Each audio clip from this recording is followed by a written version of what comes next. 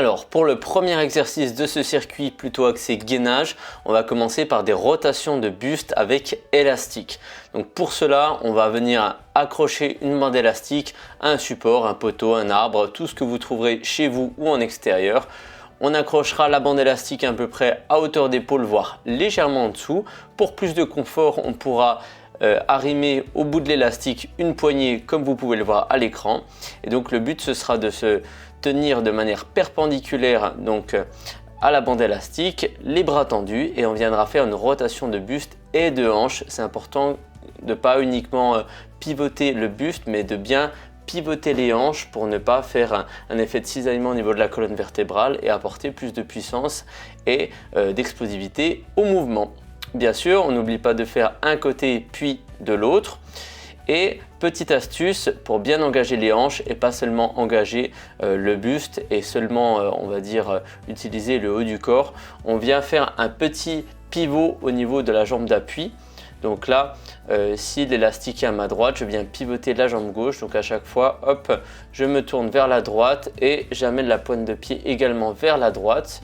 Puis je la ramène talon au sol et je génère un pivot au niveau des hanches et au niveau du buste. Je n'oublie pas de bien expirer à chaque fois que je fais la rotation, de garder le ventre bien rentré pour engager le transverse, le muscle qui permet de bien conserver le ventre plat, de tenir les viscères. Donc bien sûr, comme je l'ai déjà dit, pas de blocage respiratoire et on essaie de garder une certaine vitesse tout au long du mouvement.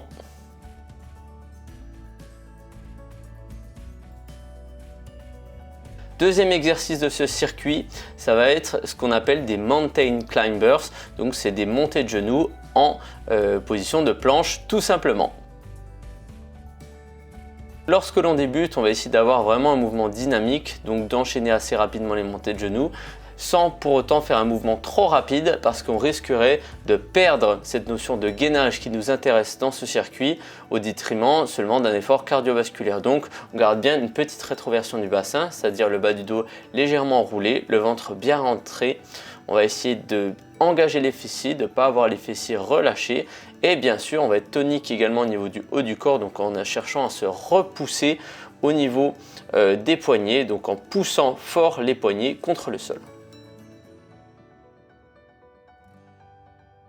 Enfin, dernier exercice de ce circuit, ça va être du Superman avec une bande élastique. Alors l'avantage d'utiliser une bande élastique, donc d'ailleurs plutôt de faible résistance, je tiens à le préciser, ça va être de créer une tension continue au niveau des dorsaux, parce que la volonté d'écarter la bande avec vos mains va engager un petit peu plus les dorsaux, ce qui va rendre l'exercice plus intéressant. Mais bien sûr, on n'oublie pas de constamment serrer les fessiers pour protéger le bas du dos, pour que le mouvement ne soit pas uniquement fait à l'aide des lombaires, des muscles autour de la région lombaire. Et on vient bien décoller à la fois les jambes et le torse tout au long du mouvement.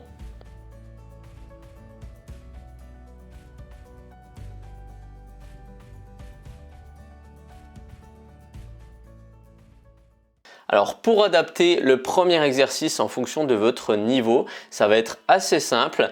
Première option, ça va être de se rapprocher un petit peu plus du point d'ancrage et tout de suite l'exercice sera un petit peu plus facile. Deuxième chose, on viendra tout simplement ralentir le mouvement. Au lieu d'enchaîner rapidement les mouvements, on viendra les faire un après l'autre, ce qui permettra de continuer l'exercice dans de bonnes conditions. Et enfin, dernière option, c'est tout simplement de s'arrêter pendant un bref moment, 2 à 3 secondes, ça suffit largement et ça permet d'enchaîner sans arrêter complètement l'exercice.